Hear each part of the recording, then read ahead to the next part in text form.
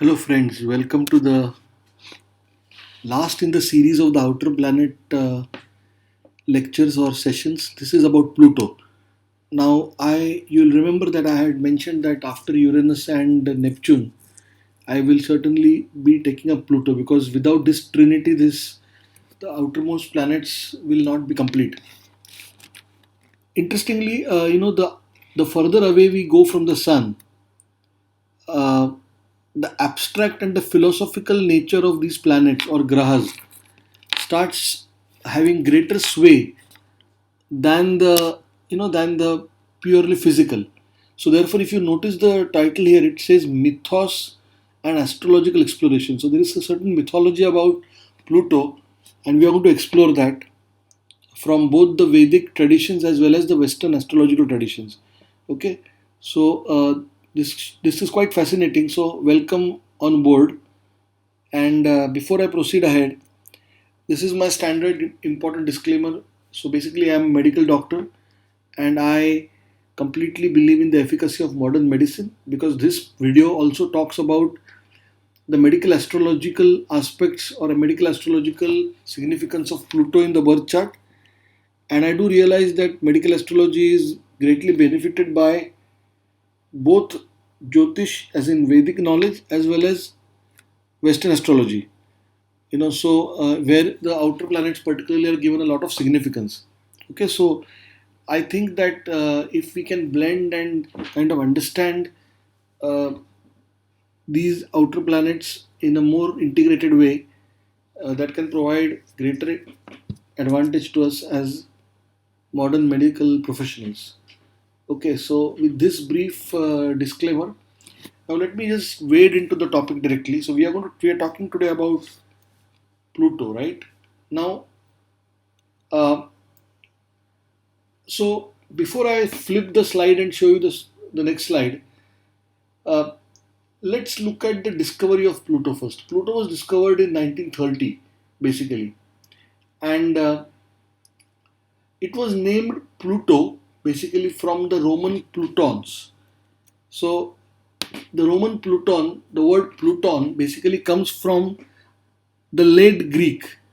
So in the late Greek period, the word Pluton was imported into the Roman language or the Latin of that time, and the word Pluton has got connections even today in today's English. So you know the word like plutocracy. Plutocracy is the rule of the privileged, rule of the rich, or uh, plutonic. Plutonic is something which is very superior. Plutonium, the element plutonium, for example, was named on Pluto. Okay, so something refined, and Pluto has also been referred to in later Roman language or Roman tradition as dispater. Dispater means rich father. So therefore, the word Pluto has a certain kind of a richness to it. So that's the etymology in terms of from Pluton. Now the word Pluton actually, because if you go back into Greek language, because the Greek culture was later on migrated to the um, Latin culture. Okay, if you go back into the Greek language, there is a connection with Sumerian culture. So the word Burotun means deliverer of the womb. So we will find this significance coming up later, and I will correlate it later also with the Yama of Vedic astrology. So somebody which is concerned with the womb. Now, before Pluto was, before uh, the name Pluto is there, but to understand it better, it was called Hades. So Hades is basically the god of the underworld. So if you'll recollect that there are three main um, deities in Greek mythology: Zeus, who is the lord of the skies; Poseidon, who is lord of the waters, who is identical with Neptune actually, as we discovered in the last session, and Hades, who is lord of the underworld. Okay, so Hades rules over the underworld. So the underworld is what we could call Patal Lok, for example, or the nether regions. Okay, if you remember in the Ramayana, this Ahiravan and Mahiravan came from Patal. Okay, so basically the underworld. Now, interesting to note here, now Pluto is identical with Hades. So, the characteristics of Hades and the underworld we will explore, and we will see how they relate to Pluto and how they relate to medical astrology, or how they relate to also the astrology of Pluto. Now, Pluto typically has five satellites, okay, which are, the names are there, which is Charon, Styx, Nix, Kerberos, and Hydra. Now, we don't want to get caught up in the names. The point to note is these are actually the sons of Pluto, in a sense, these are his helpers in the underworld. So, Charon, for example, Charon or Charon is somebody who ferries the soul to the underworld. So, we see these old movies in which two coins are kept on the eyes of the corpse. This is to bribe the ferryman who is going to take the spirit to the underworld. So Charon is basically son of Pluto. Okay, Styx is a river, which is a holy river in the underworld. Okay, Hydra again is the demon, or is the multi-headed demon. So these are all characteristics of the underworld. Now we have to understand these more figuratively, not literally. So the underworld could mean, for example, the hidden psyche of man. It could mean the occult aspects of life, which are, it could mean dream states with frightening dreams, for example. So all that, and we are going to come to that much more in detail later. Now, one more mythology as far as Pluto is concerned in Western astrology is the aspect that Hades basically abducted Persephone. Now, Persephone is the daughter of Demeter. Now, Demeter is the goddess of agriculture in Greek mythology. Okay, so, and her daughter Persephone is the goddess of spring. Okay, so as the story goes, Hades abducted Persephone and took her to the netherworld. And then Zeus, because once that happened, spring went away from the earth, and there was only winter. And then Zeus intervened and he basically struck a deal with Pluto or Hades, in which 6 months Persephone spent time with Hades in the underworld when it was winter on earth, and 6 months she was away from Hades. That means she was back on earth and it was spring. Okay, so this is a little bit of Pluto in Western astrology, just to get a flavor of. I wanted to basically focus on the flavor, what it is all about. What kind of a characteristics are we noticing here? As I go to the next slide now, there is a lot of destruction of. Sorry, there is a lot of reference of Pluto also in the Vedic tradition. Now, typically, in the Mahabharata, for example, we have a scene in which, or we have a reference in which Vedavyas, is talking to Dhritarashtra, and he's saying that, when Shweta, Shyama, and Tikshna are in Chitra Nakshatra, something will happen. Now, or it's not good for the war. Now, Shweta here uh, would refer to Uranus, Shama to Neptune, and Tikshna or Tivra to Pluto. So these three are mentioned, and these three are mentioned as separate from the Navagrahas that we know. Okay, so including Rahu and Ketu, that is. So these are separately mentioned as separate three grahas, and um, we certainly know that Tikshna here refers to, or Tivra refers to, Pluto or Yama. Okay, now let us look at, now Pluto is identical with Yama. So there is the Vedic deity Yama, and there is a story about Yama, basically something about Yama's family, and we need to understand this well because this is very much connected to what follows, which is the Jyotish intricacies of Pluto. Now, Yama, Yami, and Vaivaswat basically are the siblings, and they are children of Vivaswan. Now, Vivaswan is sun. Okay, so Yama is the son. Yama is the progeny of sun with his first wife Sharanya. Okay, now Sharanya and son had three children. Okay, and sun here is called as Vivaswan because sun is Aditya. So okay, so the Vivaswan Aditya is means the sun here in this context, and the Adityas basically are the progeny of Aditi and the Rishi Kashyap, Mother Aditi and Rishi Kashyap. Okay, so Mother Aditi and Rishi Kashyap progeny are the Adityas, and among the Adityas, Vivaswan, that is the sun in here, he his first wife is Sharanya, who is daughter of Vishwakarma. Okay, and they beget three children. Okay, Yama, Yami, and the Manu Vaivasvat. Okay, so Vaivasvat becomes the first the Manu of that, of that Manvantara. Okay, so we will not focus our discussion too much on that. We want to basically talk about Yama. So Yama therefore is the son or the progeny of Surya. Okay, so that's one connection. Now, uh, as it happened, basically Sharanya left Vivaswan because she could not bear his intensity, and she went back to her father's place. And in her place, as a wife, she put her shadow or chaya. So, and Vivaswan was not aware of this. So Vivaswan also mated with Chaya, and he had three children. Okay, among them was Shani and the river Tapati, you know, and Savarani. So three children. So basically Shani was the child. So therefore Shani, Saturn, and Yama are step brothers or step siblings. So point to note.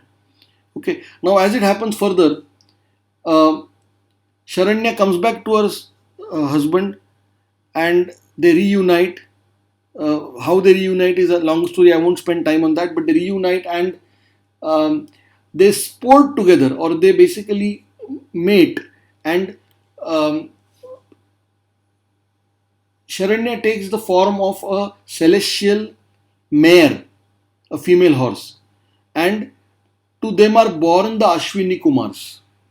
Okay, so Ashwini Kumars are also the progeny of the sun and Sharanya, and therefore they are actually brothers of uh, Yama, direct brothers of Yama. Okay, so this is very important to note. The Ashwini Kumars are connected with rejuvenation, revitalization, quick revirilization. Okay, and Ashwini Kumar is the Vedic deity of the nakshatra Ashwini, of which the planetary ruler is Ketu. Okay, so uh, so we are coming. So basically, this is just something to note that Yama is certainly connected with the sun. So if sun represents nobility, if sun represents dharma, if sun represents the original, let's say, power of the logos, then Yama also has those qualities in him. Yama is also connected to Saturn, so it will also be in some way a deliverer of karma in some way. And Yama and Ashwini Kumars are actually the two polarities, because Yama is concerned with destruction. Yama is the god of death, and Ashwini Kumars are revitalizing. So this is a very interesting thing, and I'll correlate it later to astrology. So the third point is destruction and rejuvenation. Now there is a nakshatra called Bharani. So if you look at the nakshatra mandala, the nakshatras basically we start counting from Ashwini. Okay, so Ashwini, Bharani are the first two nakshatras, and the first pada of Krittika, they will fall in the Rashi Mesh or Aries. Okay, now the nakshatra Bharani, all four padas are in Mesh Rashi, and Bharani was called Apabharani in Vedic times. Apabharani. Apa means water. Apas means jala.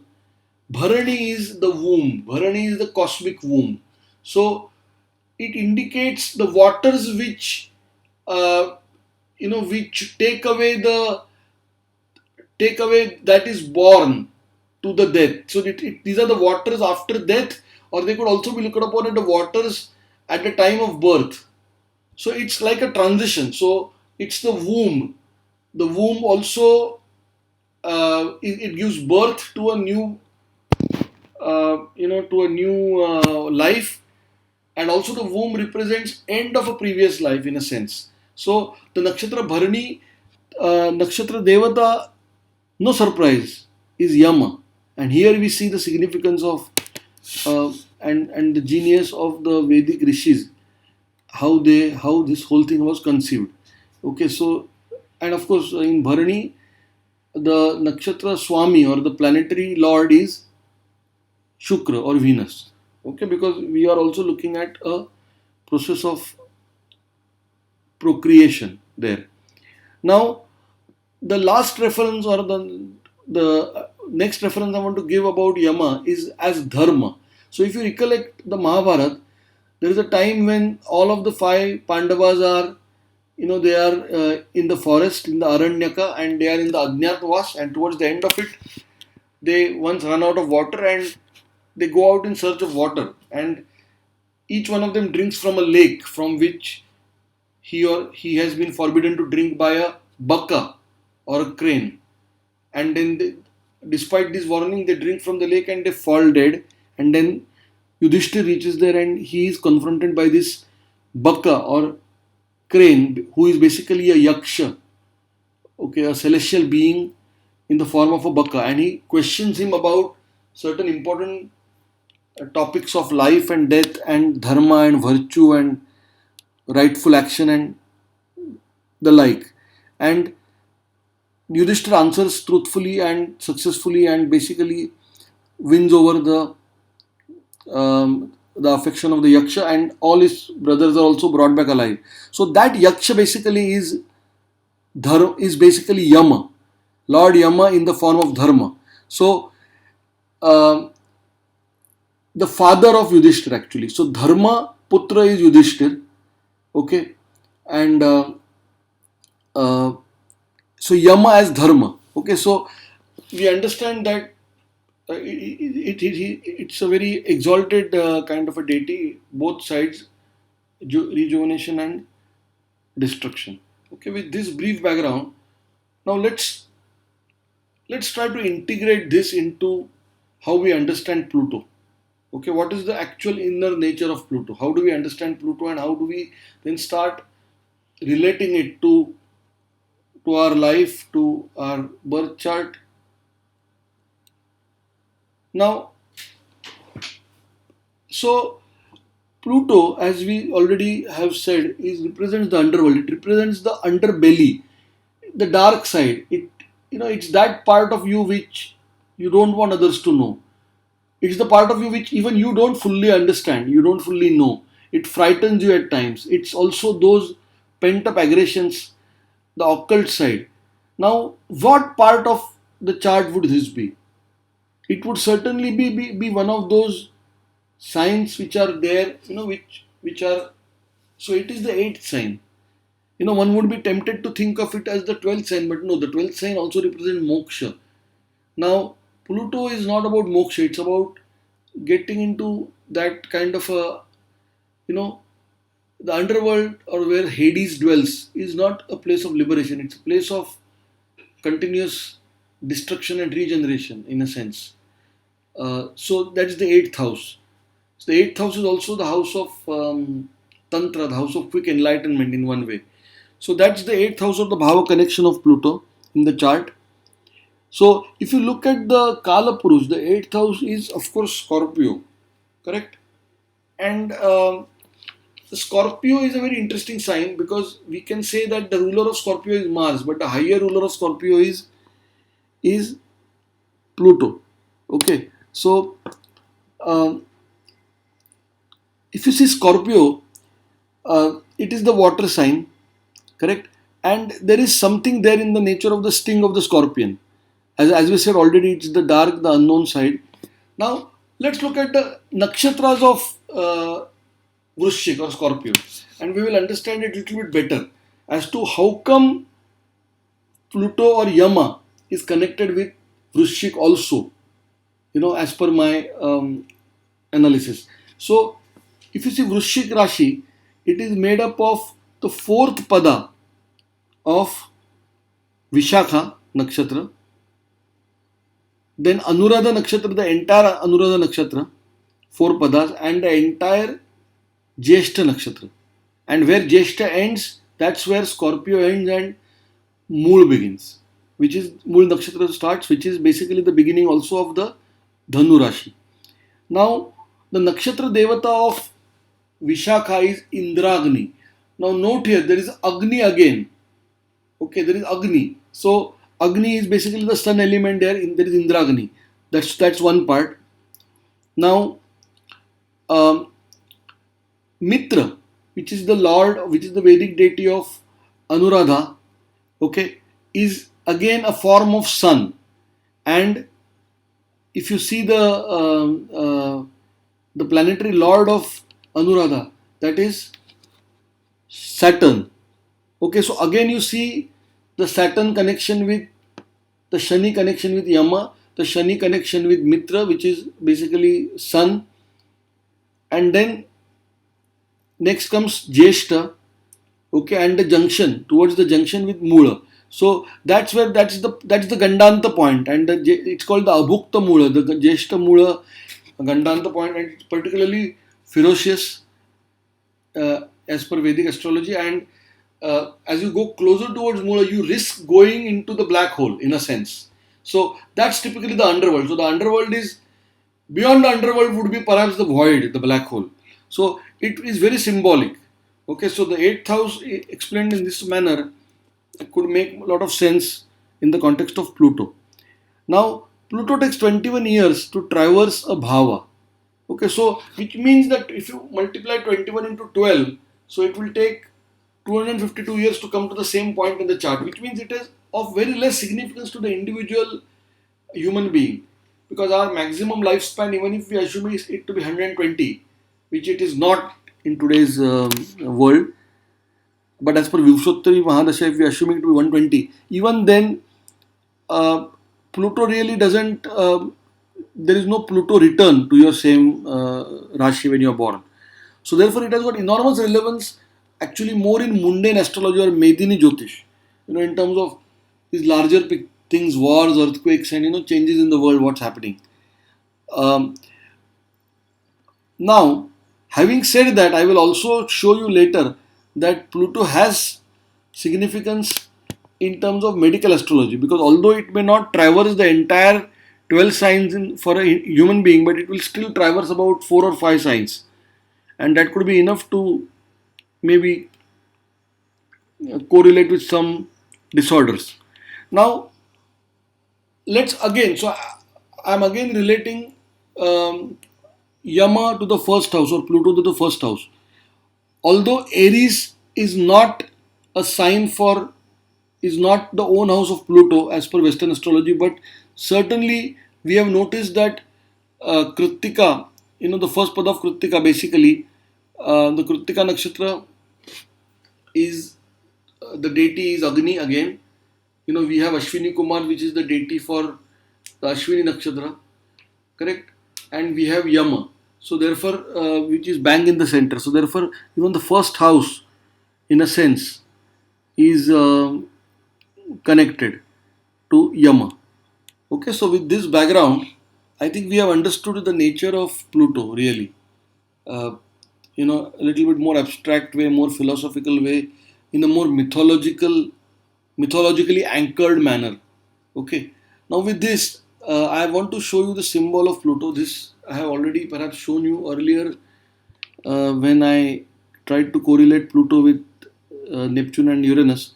So you see here there is a cross, and then there is like almost like a receptacle, like a goblet,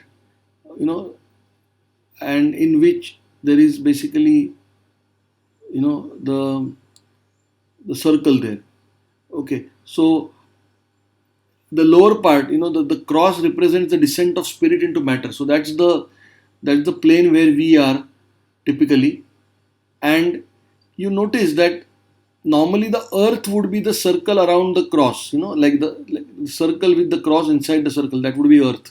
Here the circle has moved out, which means, in a sense, if you look at it a little bit figuratively, it means that the soul is moving out. in one way from the materialized spirit or matter below. At the same time, it is being reborn in the form of a womb. There is a womb. You see the womb, and you can see that there is a rebirth kind of a thing. It could also be looked upon like a sun rising in one way. So this is actually a very esoteric kind of a symbol, and that's what I love about symbols, because they tell you so much more than mere words. Okay, so this is Pluto, right? There is another simple symbol which is like a P and L kind of a thing, but I prefer this. Okay, now with this, now I would like to talk about certain significators or karakatwas of Pluto. So we are now trying to go from the abstract to the gross, or from the subtle to the gross. So we can start correlating it, like, because finally the question you want to ask yourself or to me is that how does it matter to me? How do I how is it important to me? Okay, so we'll try to answer that question. Now, typically, Pluto will, since I mentioned that it has got connection with the eighth house, it will deal with life and death obsessions. These kind of persistent type of issues pertaining to the eighth house, which are unresolved. We all have eighth house issues, but we kind of have them. They get resolved over a period of time. We all have these some kind of hallucinations, maybe during adolescence, and maybe some kind of anxieties growing up. But then they mostly get resolved. If there are unresolved life and death obsessions, one could perhaps think of a Pluto in the eighth house or somewhere. Then astral projection, you know, out of body experiences. Again, I remember what I spoke about, the Patal Lok hovering above the black hole, the Jeshta Nakshatra, and all that. So, then dream consciousness. So, typically, when you look at the states of consciousness, in our traditional Vedic literature, so there are four states of consciousness. You have the Jagrut state, which is the awake state. You have the Nidra state, which is the sleep state. You have the Swapna state, Swapna sthiti, which is the dreamy consciousness state, and then you have the Turiya state, which is the enlightenment state. You find it in samadhi or meditation. So the dream state is under Pluto in some sense. Again, this will be connected. Pluto here there will be connections with Uranus and all that. But to some extent. Now, mysticism. So psychic experiences and spiritual catharsis type of a thing. Again, here, depending on where Pluto is and its connection with Neptune and Uranus, it would matter. Obsessive attachment. So people with, let's say, Pluto in the fifth house could be obsessively attached to their children, to the extent that they kind of smother the children with so much love and maybe so much restrictions of right and wrong that it becomes very difficult for the child to grow up normally. you know but but the person concerned thinks it is his obsession, his love for the child. So obsessive attachments to people, places, or things are also governed by Pluto. As I said, essentially the outer three planets will collaborate. Neptune is the water element. It is also the higher states, the pineal gland, the intuition, spiritual experiences. Uranus is the hormonal states, and certain bodies, certain kinds of tendencies. Um, and then you have Pluto, which is a little bit much more subtler, but in some sense vicious also in a way. And Pluto stands for societal trends of longer duration. So, you know, for example, the over a period of time, society um, redefines its relationship with, um, with, let's say, um, people dying, or you know for example, it's not okay for 100 people to die in a military ambush, but it seems to be okay to have maybe 100,000 people die because of a virus epidemic.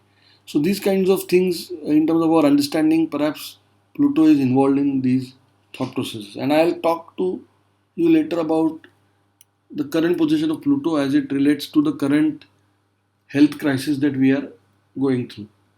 Now, Pluto in medical astrology. So now I want to talk about the role of Pluto in medical astrology. Now, this, as I said, Pluto mainly deals with long-term events, but still there has been some work done in this area, and there is some empirical data which suggests that Pluto may be concerned with certain medical conditions. So, incurable or intractable psychological diseases, for example, a particularly obsessive compulsive disorder, you know, you might find some sort of a connection between Pluto and Moon, Pluto, Moon, and Neptune, things like that, you know.